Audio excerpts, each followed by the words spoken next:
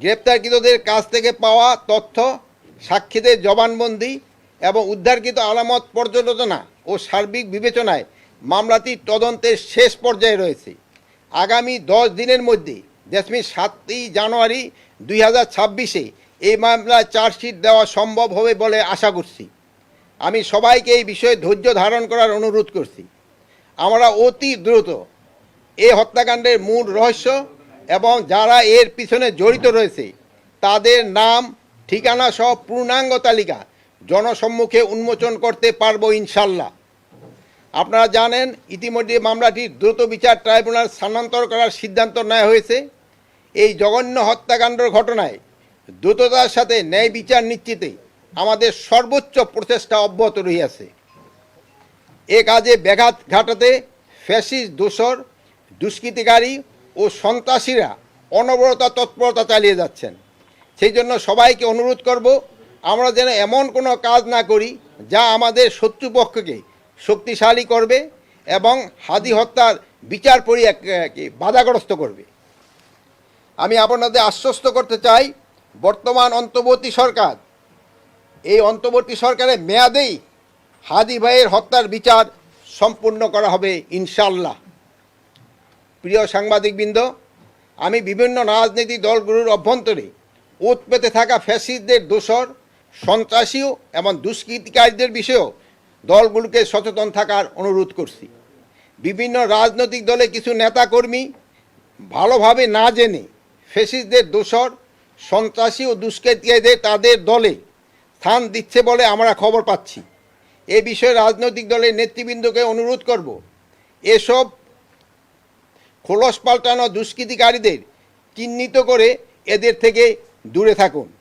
প্রয়োজনে আইনশৃঙ্খলা বাহিনীর সহযোগিতা নিন, তাহলেই আইনশৃঙ্খলা পরিস্থিতি নিয়ন্ত্রিত থাকবে বলে আমার বিশ্বাস।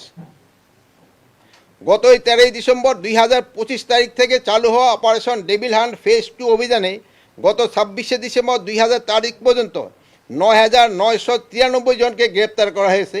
তাছাড়া এই অভিযানে 102টি আগ্নেয়াস্ত্র, 553 রাউন্ড গুলি, 159 রাউন্ড কার্টুজ, 89টি দেশি অস্ত্র, গ্রেনেড, মর্টারের গোলা, গান পাউডার, আতশবাজি, বোমা তৈরি উপকরণ ইত্যাদি উদ্ধার করা হয়েছে।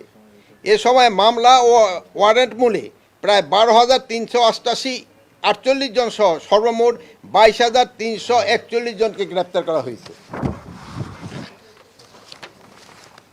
লক্ষ্মীপুর জেলার নির্বাচন অফিসে পেট্রোল ঢেলে অগ্নিসংযোগের ঘটনায় মূল আসামি মোহাম্মদ রুবেল, বয়স প্রায় 41কেও 26শে ডিসেম্বর জেলা পুলিশ গ্রেপ্তার করেছে।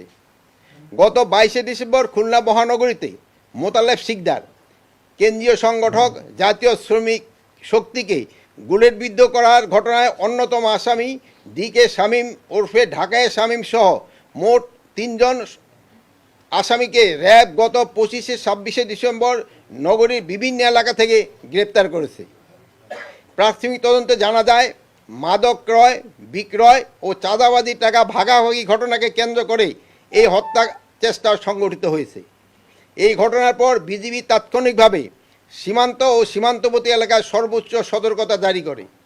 যশোর রিজনের আওতাধীন সীমান্ত এলাকায় নিয়মিত টহলের পাশাপাশিও বিশেষ অভিযান পরিচালনা করে এই পর্যন্ত 18 জন দুষ্কৃতিকারীকে আটক করে পুলিশের কাছে হস্তান্তর করা হয়েছে। ময়মনসিংহে ধর্ম মহানবী হযরত মুহাম্মদ সাল্লাল্লাহু আলাইহি সাল্লামকে নিয়ে কটূক্তির অভিযোগে পোশাক শ্রমিক দীপুচন্দ্র দাসকে পিটিয়ে এবং পুড়িয়ে হত্যার ঘটনায় র্যাব 7 জনকে গ্রেপ্তার করেছে। এছাড়া ময়মনসিংহ জেলা পুলিশের গোয়েন্দা শাখা পৃথক অভিযান চালিয়ে 11 জনকে গ্রেপ্তার করেছে। গত 26শে ডিসেম্বর 2025 ঢাকা জেলার দক্ষিণ কেরানীগঞ্জ থানাধীন হাসানাবাদ হাউজিং এলাকায় মাদ্রাসা বিল্ডিংয়ের বিস্ফোরণের ঘটনায় র্যাব ঘটনাস্থল থেকে 5-6টি ককটেল, হাইড্রোজেন পারক্সাইড 12 ড্রাম, অন্যান্য কেমিক্যাল 7 ড্রাম, 3টি বই ও স্প্লেন্টার উদ্ধার করেছে। এই ঘটনায় মূল হোতা আলামিন পলাতক রয়েছে এবং তার বিরুদ্ধে বিভিন্ন থানায় 6টি মামলা রয়েছে।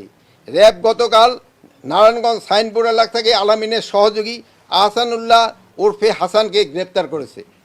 গত 30শে নভেম্বর খুলনা আদালত চত্বরে সংগঠিত চাঞ্চল্যকর জোড়া খুনের ঘটনায় র্যাব বিশেষ অভিযান পরিচালনা করে অন্যতম আসামি মোহাম্মদ এজাজুল হোসেনকে গ্রেপ্তার করেছে। মূলত এইসব বিষয় নিয়ে আজ কোর কমিটির সময় আমাদের আলোচনা হয়েছে। একটা বিষয় আমাদের প্রশ্ন আছে তো